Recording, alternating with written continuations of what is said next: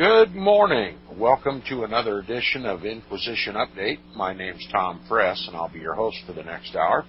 You're listening to FirstAmendmentRadio.net. Thanks for tuning in, everybody.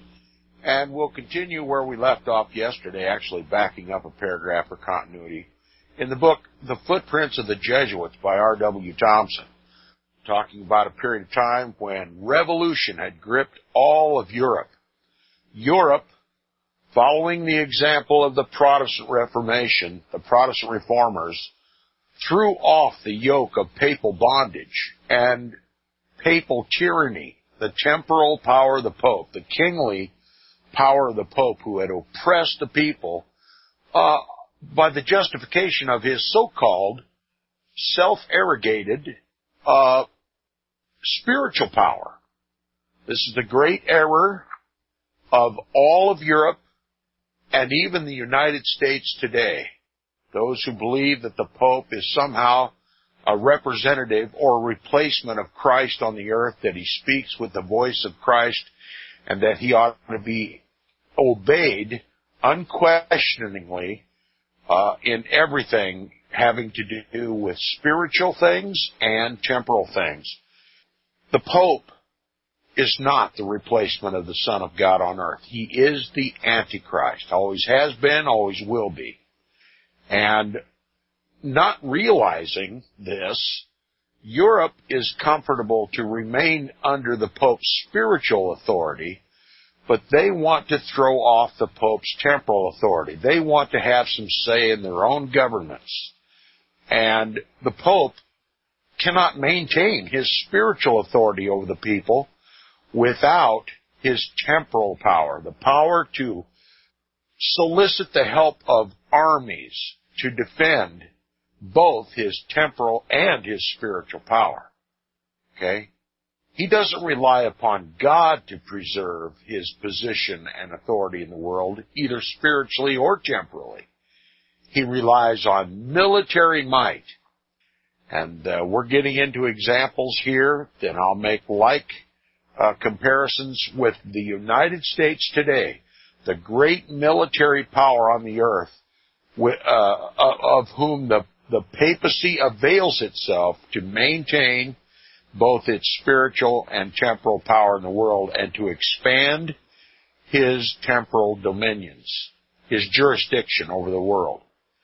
Now, backing up a paragraph where we left off yesterday, at the bottom of page 278, if you're following along, the last full paragraph, it says, France and Belgium, having therefore both accepted revolution as a remedy for grievances which could no longer be endured, it excited no surprise when the same sentiment was imparted to other Roman Catholic populations in Europe. One second. I seem to have a lot of noise. Let me reconnect. Hang on, will you please? Okay, much better. Now we'll continue.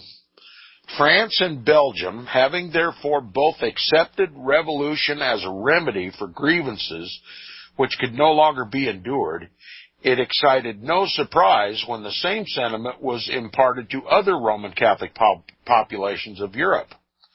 The masses were moved almost everywhere by the impulse to escape the influences of the old regime, the old world order, and place themselves under institutions of their own creation, responsible only to themselves. The people of the different nations were beginning to understand and to sympathize with each other more than ever before.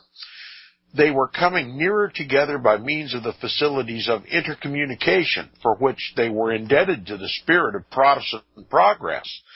Yeah, see, these Protestant nations who had loosened themselves from the iron chains of the Vatican, of the papacy, all of a sudden had money that would have ordinarily gone to the church to educate their children.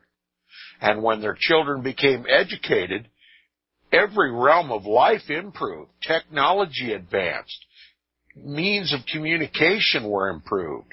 And it was by these means of communication that all of Europe was now communicating this revolutionary attitude, this revolt against the papacy and his temporal power.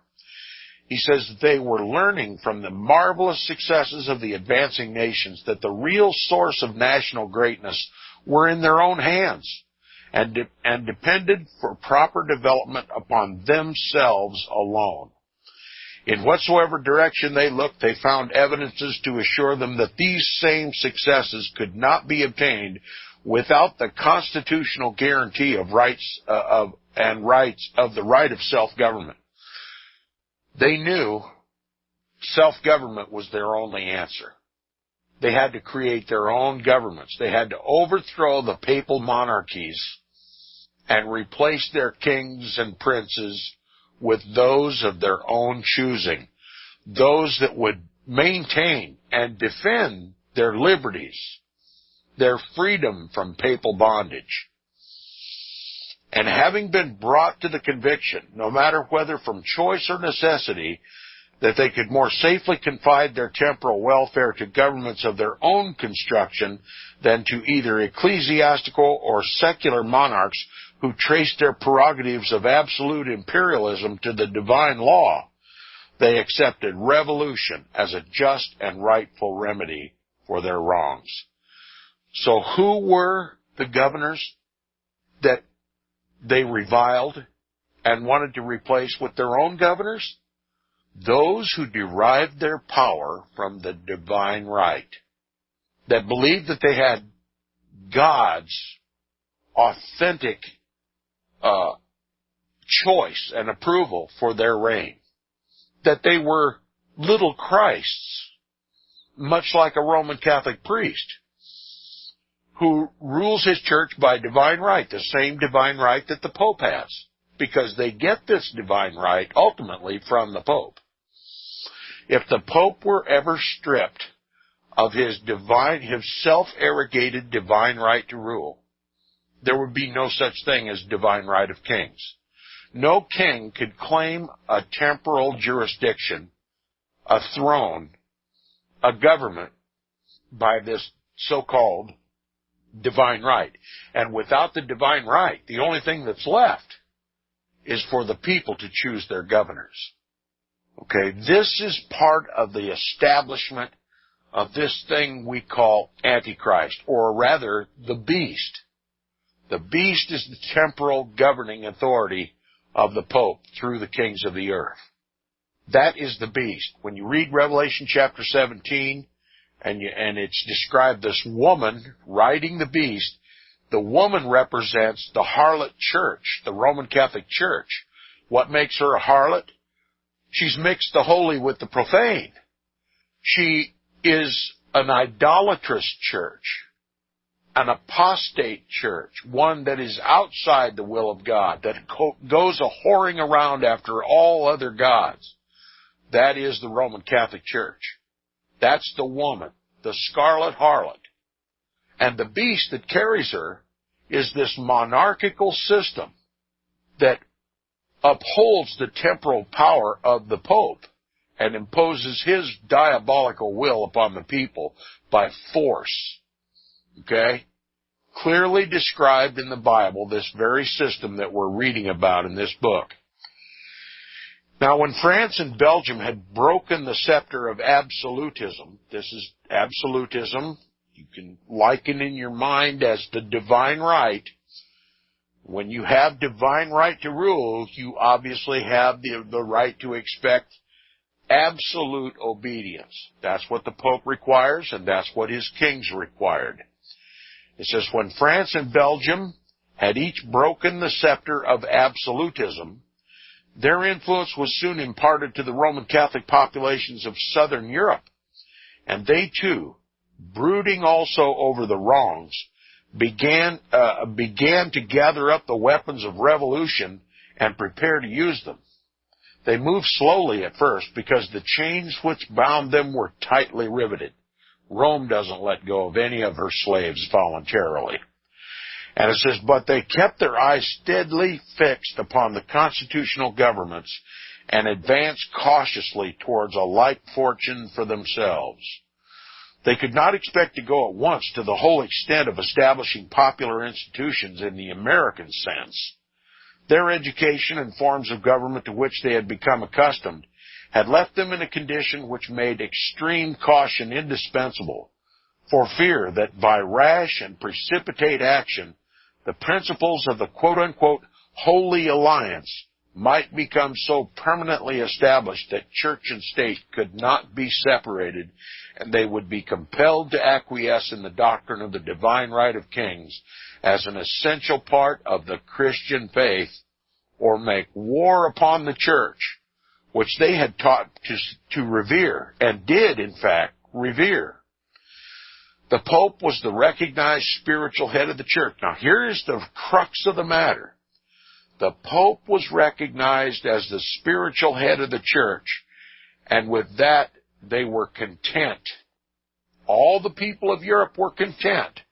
The Roman Catholics of Europe were content that the Pope was the spiritual head of the church. That is the crux of the matter.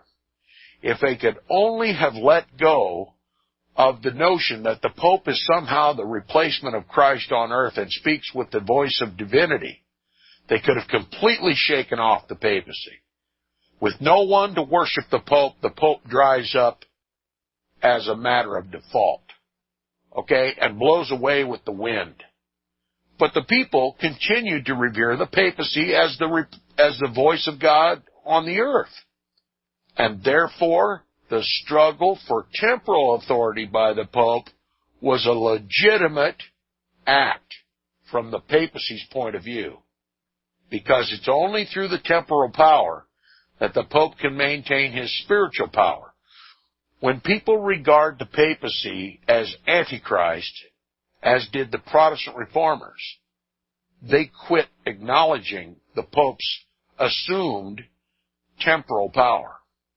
And the Pope has only one option at that point, and that is to raise up armies to either re-Catholicize these Protestants or extirpate and annihilate. And that is the entire history of the Roman Catholic Church. As soon as someone rebels, one group or another, whether it be the Waldenses, the Albigensians, the Hussites, we've named them repeatedly here on this program, whenever they take to reject the claim to spiritual authority, they automatically take away the Pope's temporal power as well. And that's where the Pope always relies on physical force, coercion, to either bring the people back under his sway and control or to annihilate them. That's why the earth is soaked with the blood of God's people, and until the world acknowledges that the Pope is nothing in the world but Antichrist, this struggle will continue. And nowhere more so than the United States of America. The book continues, he says, but he was also a temporal king in the states of the church. We're talking about the papal states here. And claimed that the authority pertaining to that position was divinely conferred. That's right, he believes that God gave him the divine right to rule the papal states and all the world, and included such spiritual sovereignty over the world as God himself possesses. In other words, he's God on earth. And that he was thereby made the infallible, quote, master of truth, unquote, and was entitled to uninquiring and absolute obedience, not merely in spirituals, but in such temporal matters as he alone should declare to be essential to the preservation and exercise of his imperial prerogatives. They had endured the evils of that form of government long enough. In other words, they were sick and tired of the old world order. And having contrasted their condition with that of the peoples who had entered upon the experiment of self-government, like those of the United States, they became convinced that they owed to themselves and their posterity the duty of undertaking the same experiment, even at the cost of revolution. Even at the cost of revolution. Now, interestingly, the condition of the United States is we started out with Protestantism. Now we're becoming Roman Catholic. We're becoming autocratic. We're becoming a papal state. And we can tell by this that it's going to take a revolution to throw off the chains that our government and the ecumenical evangelibellies, together with their apostate Antichrist Roman Catholic partners, are trying to bind us all. Revolution is the only hope. Without direct divine intervention, armed revolution is the only hope. We're never going to negotiate freedom from the Pope or his temporal rulers in the United States. They believe they have divine right to rule. They get that divine right and benefit from the Pope. And this union of church and state that's now taking place in the United States cannot be broken by any other means. At least if history is the only indication we have, the only way to break this bondage is an armed revolution. Okay? The only other hope is that every man, woman, and child in the United States comes to understand this history and comes to understand that not only is the Pope not a temporal ruler anywhere in the world, but he's not a spiritual leader either. And if the whole United States were completely educated in this matter, as we are educating ourselves right here, right now on Inquisition Update, if the whole country would then, with that knowledge, just simply walk away from the papacy, not a shot would need be fired. There would be a successful, nonviolent revolution against the papacy. And of course, as we're going to see in the next chapter, that if that were ever the case, that the United States would again pick up its revolutionary spirit and identify that one who's trying to bind us all in iron chains once again, he would solicit the help of a foreign invasion to this country. And so long as Rome has sway in the government of the United States, that foreign invasion would be by the help of the United States government itself. That the United States government itself would call for help of a foreign military might to bring again the suppression of God's people in this country. He says all they could hope to do under the conditions surrounding them was to separate church and state, disavow and discard the doctrine of the divine right of kings as temporal rulers, whether ecclesiastical or secular, and substitute constitutional governments for absolute monarchism. In other words, to try political institutions for their own creation in place of the paternal government. The paternal government, in other words, the fatherly government, and most specifically, a papal government by which the papacy had kept them from advancing along with the progressive peoples who had asserted and maintained the right of self-government. Revolution was their only hope. To follow the example of those who had liberated themselves was going to require open confrontation. And it says, had not these populations the right to do this?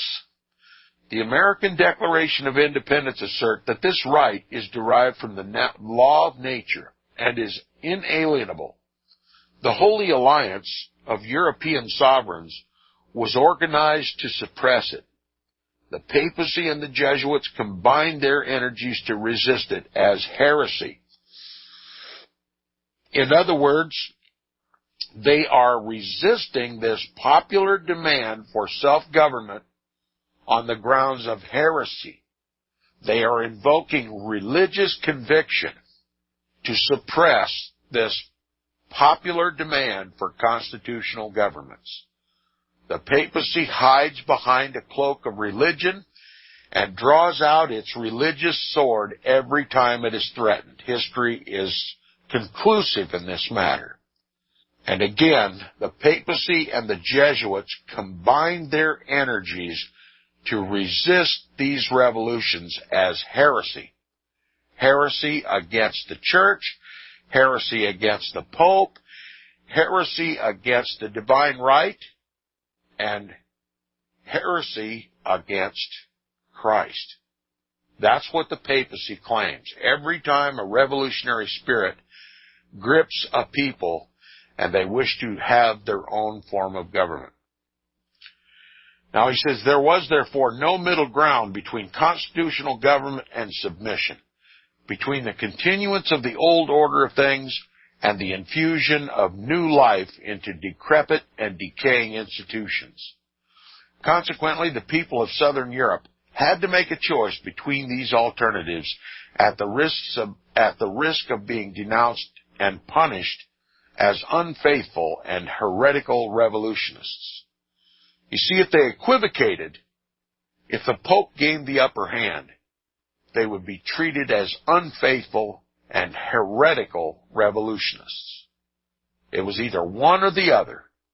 Either come into complete submission to the church, or completely and successfully rebel against it and suppress the power of the Pope, or vacillate and become known as heretical revolutionists. That was the choices they had to make. The consequences and outcomes were matters of the gravest consequence. Just like the Revolutionary War that separated the colonies from England, all of Europe was facing. And many of them had the American Revolution in mind when they began to rebel against the papacy. Now, chapter 16 is entitled Revolutions in Southern Europe. It's a very interesting chapter. I hope my listeners will pay close attention. It says the successor of Pope Pius VIII was Gregory XVI, who became Pope in 1831. His election was not calculated to pacify the people or lessen the general excitement. On the contrary, he fully committed his pontificate to the policy of retrogression. Again, R.W. Thompson uses the term retrogression to refer to the old world order. And this was so well understood that he had to prepare at once to grapple with the revolution so near the Vatican that he could witness the surgings of the enraged populations. That's right, Italy, the Pope's own people, all of them Roman Catholic, were rebelling against his temporal power. They wanted their own form of government. They were sick and tired of papal bondage. They still wanted to recognize the Pope as the head of the church and acquiesce to him in spiritual things, but they would not any longer tolerate his tyranny as a king, a temporal king. And so a revolution is taking place in Italy. Now we're going to see how the Pope put it down. We'll be back right after the messages. You're listening to the Inquisition Update on FirstAmendmentRadio.com.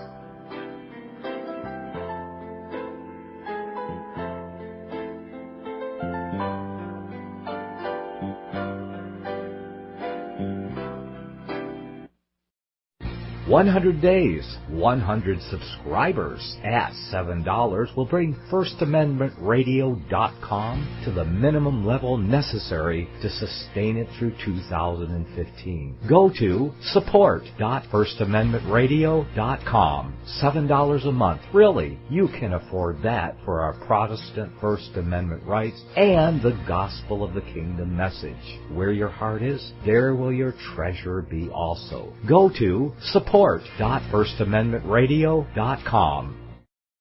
I know you all want answers, and believe me, so do I, and I'll do my best to get them. Have you seen the Left Behind movies? Have you read the Left Behind fictional book series? Not everyone believes Left Behind is true prophecy.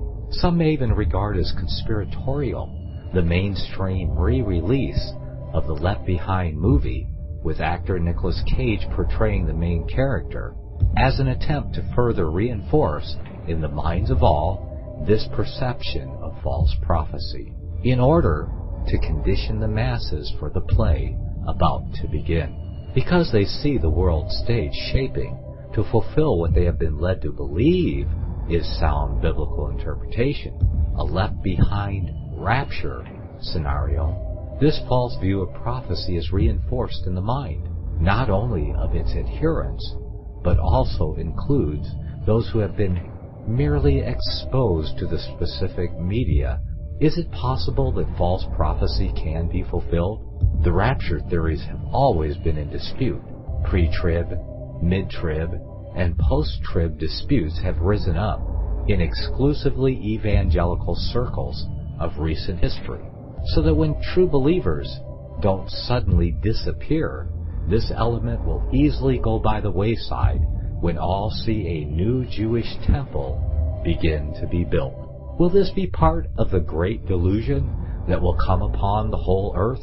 It seems that this great prophetic delusion has already overcome practically the entire American evangelical and Christian world. In the book, The Rapture Will Be Canceled. To learn more, visit crosstheborder.org. That's CROSS, crosstheborder.org. Record budget deficits, bankruptcies galore, and the U.S. dollar is at an all-time low. With today's gloomy economic outlook, safe investments are often hard to find. For over a decade, Melody Cedarstrom at Discount Gold and Silver Trading Company has been helping people secure their future by investing in the precious metals. Melody has the honesty, integrity, and experience that is often lacking in the precious metals business. Let her put it to work for you. Call Discount Gold and Silver Trading at 800-375-4188. That's 800-375-4188.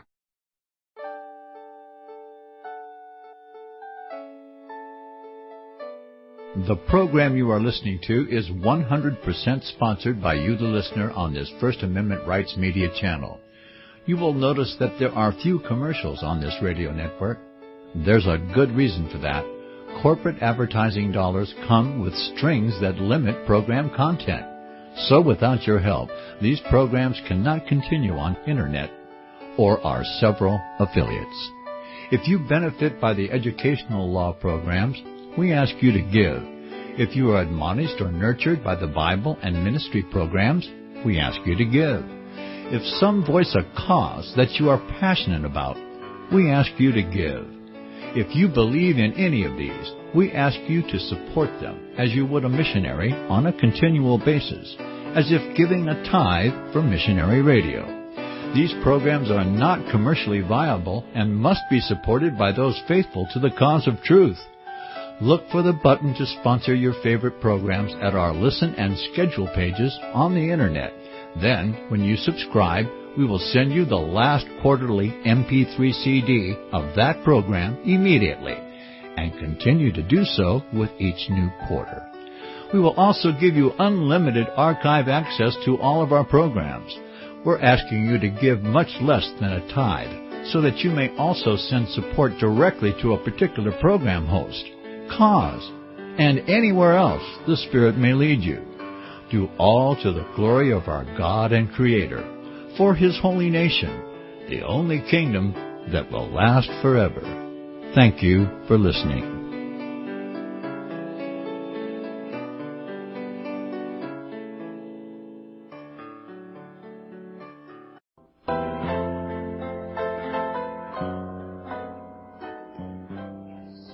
Welcome back from the break. You're listening to the second half hour of Inquisition Update on First Amendment Radio. If you approve of Inquisition Update and would like to see it continue on First Amendment Radio, please support First Amendment Radio, who sponsors the program. And we thank Brother Nicholas for seeing the value of this information for God's people, and it's my pleasure and my responsibility to give it. Now, revolution has come to Italy. Roman Catholic Italy. The national religion of Italy is Roman Catholic. The Vatican is an enclave within the city of Rome. Yet the people of Italy wish to throw off the temporal power of the Pope and have their own experiment in self-government. The Italian people assumed the attitude of defiance.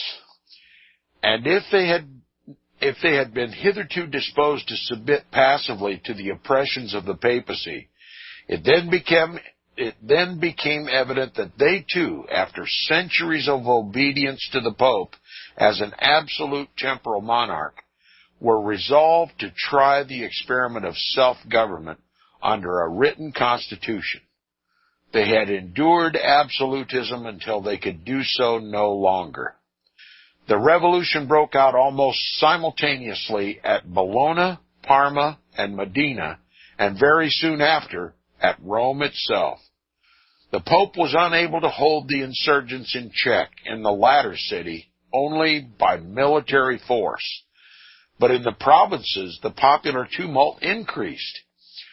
It is said in behalf of Gregory XVI that the insurrection was occasioned without any personal enmity to the Pope, that, quote, it arose against the rule and not against the ruler, against the throne, not against the actual possessor. It aimed at the final overthrow of the reigning power, the substitution of a republic for the existing and recognized rule, unquote. Accepting this as true, and there's no reason to doubt it, it establishes the proposition clearly that the Roman Catholic populations of the Papal States entered upon the revolution for the purposes only of stripping the Pope of his temporal power, leaving his spiritual power undisturbed. And this is the fatal error of every revolution in history against the papacy. The only revolution that was successful against the papacy was the Protestant Revolution, and it was only because they threw off both the temporal and the spiritual authority of the papacy. Italy is doomed to fail because she still recognizes the Pope as the vicar of Christ. And it says, what followed is best interpreted in the light of this acknowledged fact. A modern author thus depicts the condition of affairs from which the people of Italy revolted. Quote, absolutism, administered by priests, was the system which prevailed in the states of the Church during the pontificate of Gregory XVI, and in no part of the peninsula, not even in Naples, were the people so oppressed and so ill-governed, unquote. The same author further says, quote, in Sardinia, even more than in almost any other portion of the peninsula, the Church enjoyed the exceptional privileges which she had acquired during the Middle Ages. The civil power had, in fact, no legal jurisdiction over the clergy. That's right, the clergy, the priests of the Roman Catholic Church are sacrosanct. They can commit any crime, and no civil authority has jurisdiction over them. They can commit the most heinous crimes, and no civil government, no civil authority, no police force empowered by the state has any jurisdiction. The Pope is its own jurisdiction, and the priest comes under the Pope's authority, not the government's authority. And they're tried by ecclesiastical courts. And the ecclesiastical courts, those favorable to the Church, are the ones who render judgment. The civil power is hands off when it comes to the crimes of the priesthood. And that's why this pedophile pandemic of the Roman Catholic priests goes unchecked for centuries. No civil court has jurisdiction over these priests, not even the world court. It's only by the ecclesiastical authority of the Church are these priests ever brought to justice. And some justice it is. They're put up in country club style retreat houses and treated like kings while they're counseled, and then turned loose after a predeterminate period of time to offend again and again and again and again. And the people are helpless to do anything about it, except to take the law into their own hands. And some have. But the government has no jurisdiction. No police force can bring these priests to civil justice. Now, all offenses committed by the ecclesiastics were tried by clerical tribunals, ecclesiastical courts acting upon the canon law, and irresponsible to the state. They're held to be answerable to the Roman Catholic canon law, which is completely separate from state law, from federal law. Okay? They render their own judgments. The priests are immune from civil authorities. It says, moreover, these courts claimed and to some extent exercised jurisdiction over laymen accused of heresy, blasphemy, sacrilege, and other offenses against the church. So these ecclesiastical courts take over not only for the priests, but even in some cases against the laity of the church. Okay, it's another authority higher than the civil authority. The Pope can bring someone in on charges to be tried by an ecclesiastical court when the state would have nothing to do with arresting a layman for the charges as levied against him by the church. Now he continues, he says, as soon as the revolution was fairly inaugurated in all the cities of the legation, an insurrection army was marched toward Rome, avowing the purpose not to concede anything to the papacy, but to have the government reformed. Okay, these people are determined. They're going to have their own constitutional government, and the Pope can go suck an egg, right?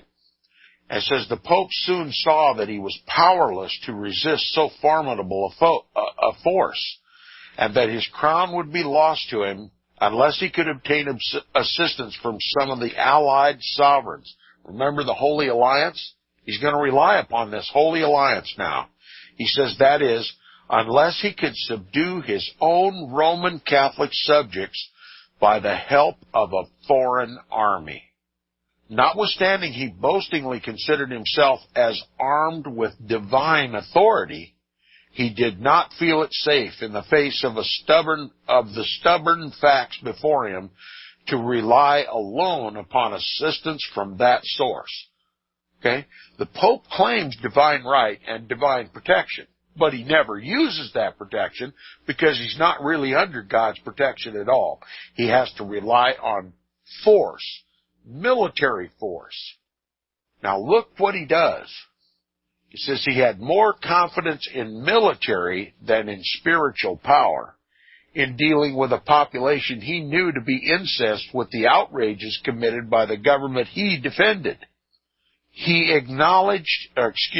accordingly called upon Louis Philippe of France to send an army to Italy to punish his own Roman Catholic subjects, because they desired only to take the crown of temporal sovereignty from his head, leaving his spiritual rights unassailed. He relied upon the pledge which the Holy Alliance had exacted from the sovereigns, that they would intervene forcibly when necessary to protect the monarchism wheresoever popular and constitutional government was set up against it. And of course, in making this appeal to the King of France, must have supposed that he occupied firm ground. So the Pope is going to use a foreign army to bring his own people into subjection. And it says, but France by this time had learned to look upon the doctrines of the Holy Alliance with disfavor. And when she expelled Charles X, the last of her Bourbon kings, established the principle of non-intervention in the affairs of other governments, and tied the hands of King Louis Philippe so tightly that he was compelled to decline the request of the Pope and leave the revolution in Italy to take its course. So sense has finally come to France, and they're not going to defend the Pope. Okay? This is what a knowledgeable populace can accomplish. That's what I hope to accomplish here in the United States if given adequate voice and adequate ear. This is the sense that finally came to France after having so much trouble with the Jesuits manipulating and meddling in government, trying to usurp the Pope's authority over the state government, the state authority. France has finally learned her lesson, and she's not going to interfere with these revolutionists in Italy, who, like France, were sick and tired of the Pope's oppressions. Now, the historian de Montour says what is true, that the revolution in France had, quote, encouraged the rebellion, unquote, in Italy, which only proves that the Roman Catholics of Italy were apt imitators of their French brethren, dreading revolution as little and as resolutely determined to avenge their own wrongs. So Italy's manning up, just like France did. Manning up to stand up against this Antichrist at the Vatican.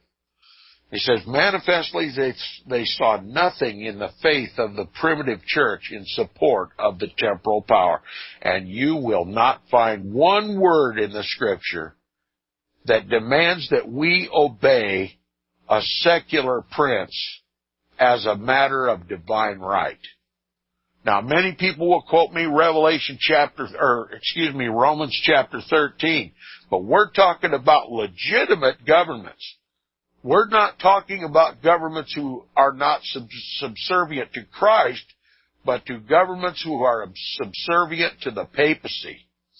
And that is what I declare the United States government is. It answers to the Pope and not to Christ. It's not a legitimate government any longer. It does not rule for the benefit of its people. It rules for the benefit of the papacy, the biblical Antichrist. And it is our Christian duty to withstand this Antichrist force which our government represents. Now, Gregory XVI was undoubtedly discomfited by the refusal of Louis Philippe, which he had not probably anticipated. And it left him but a single method of escaping the wrath of his own people, but one way of dispelling the clouds thickening about him and threatening a tempest. That was to cling to the doctrines of the Holy Alliance and solicit the military intervention of some power so wedded to absolute monarchy as to be willing to march its armies against any people who were patriotic enough to assail the doctrine of the divine right of kings in order to build up a government of their own. There was then but one sovereign in Europe who held himself in readiness to respond willingly to such a call as this, who kept a large standing army in preparation to overthrow and desolate any country whose people were trying to establish their own national freedom. This single sovereign was the Emperor of Austria, at whose imperial court the Jesuits were always welcome and favored guests, and every pulsation of whose heart beat in unison with their doctrines. Now, I'm going to make a comparison between Austria and the United States of America, and this one is going to stick like glue. Austria was taken in by this holy alliance between the Jesuits and the papacy and the monarchs of Europe, determined to maintain the union of church and state and the monarchical form of government as opposed to the heretical constitutional forms of government.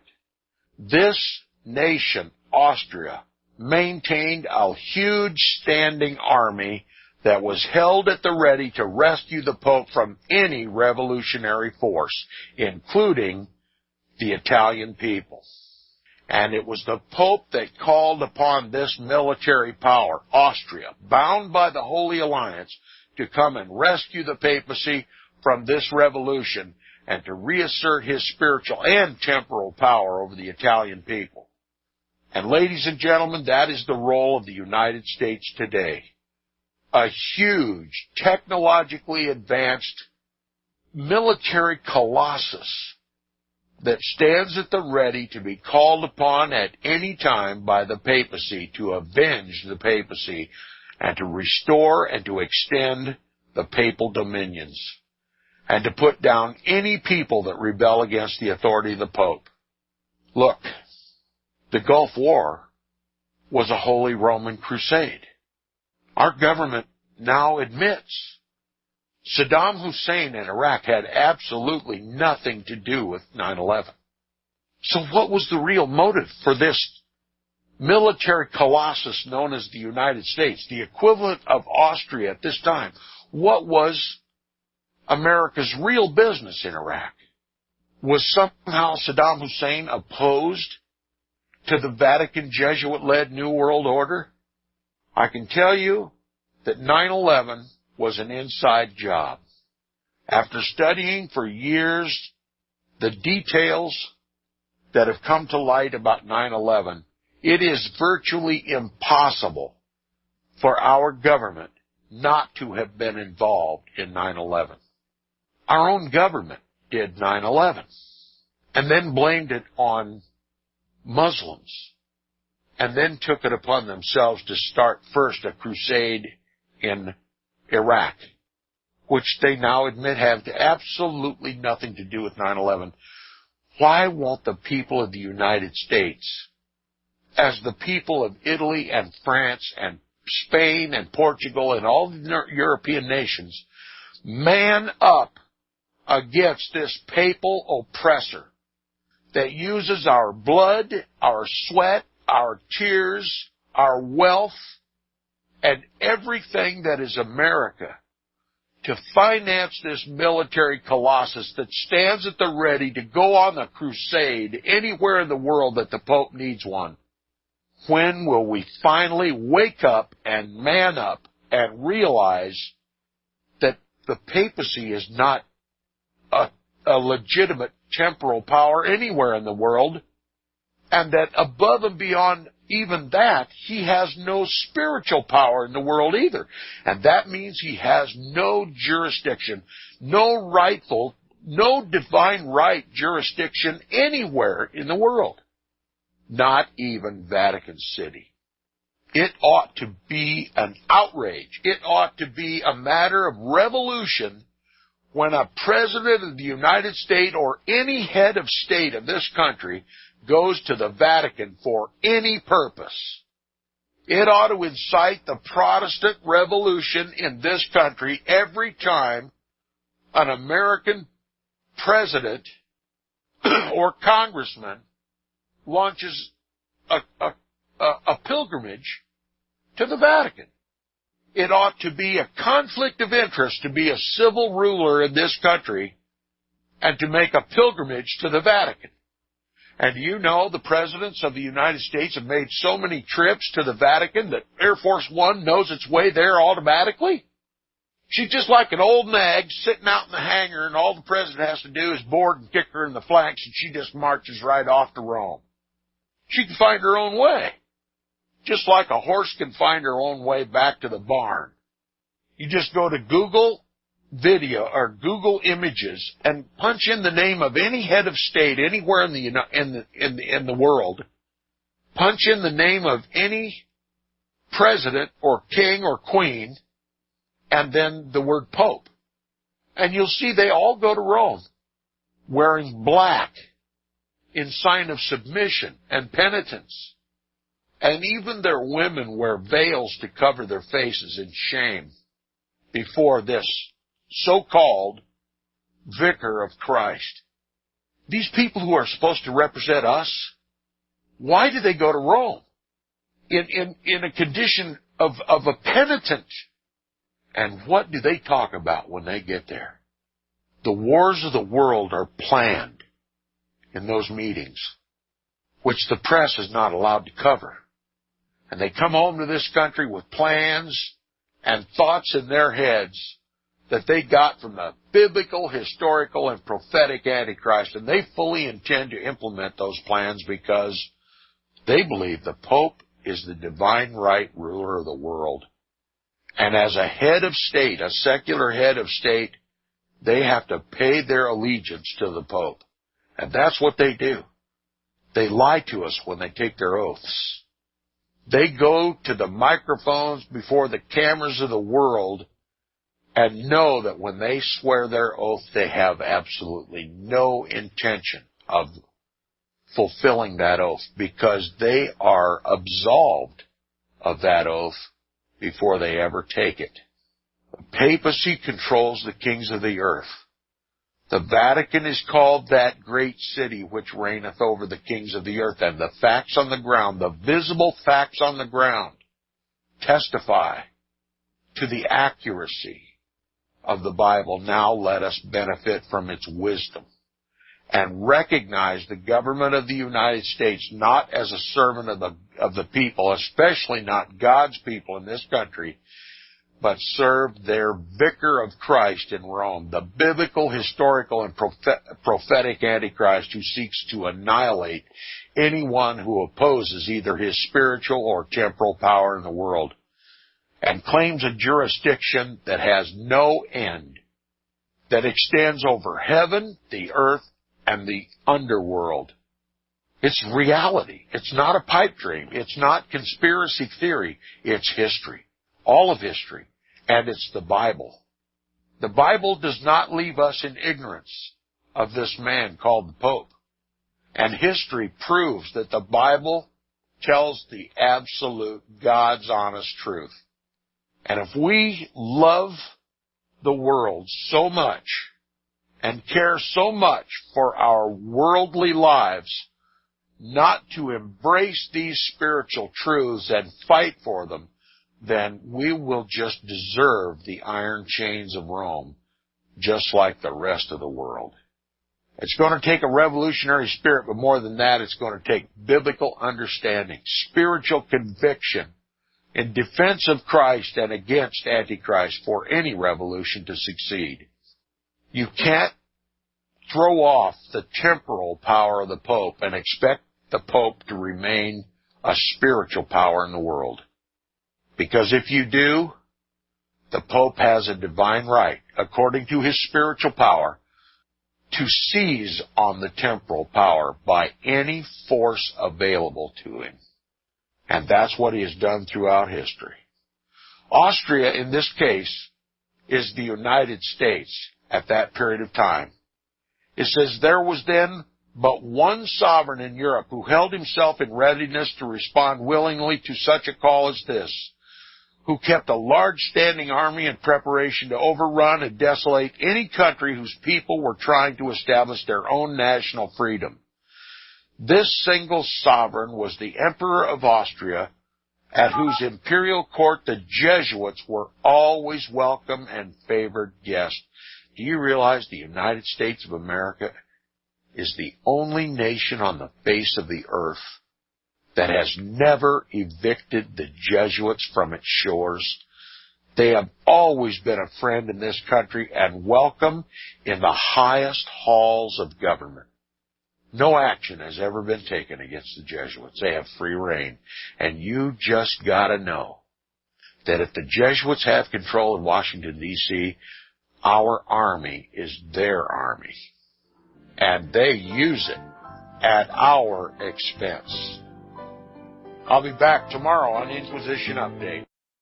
Visit crosstheborder.org, CROSS, crosstheborder.org, to get your print, EPUB, or PDF version of the book, The Rapture Will Be Canceled. That's crosstheborder.org. I know you all want answers, and believe me, so do I, and I'll do my best to get them. Despite Nicolas Cage's promise to do his best to get left behind rapture answers for us, don't hold your breath.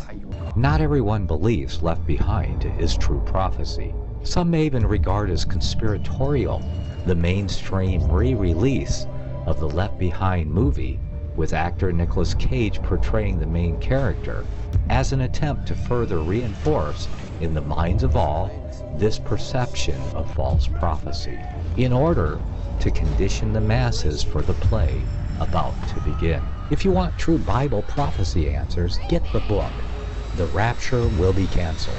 The author exposes the Latin rapture origin, the 7-year tribulation deception, true Bible revelation of Daniel's 70 weeks, the abomination of desolation, the restrainer, America in the Revelation, the image of the beast and the mark of the beast, and the truth about God's chosen people, and so much more about Bible prophecy. This book will shatter the Left Behind paradigm of future events. Get the book, The Rapture Will Be Canceled.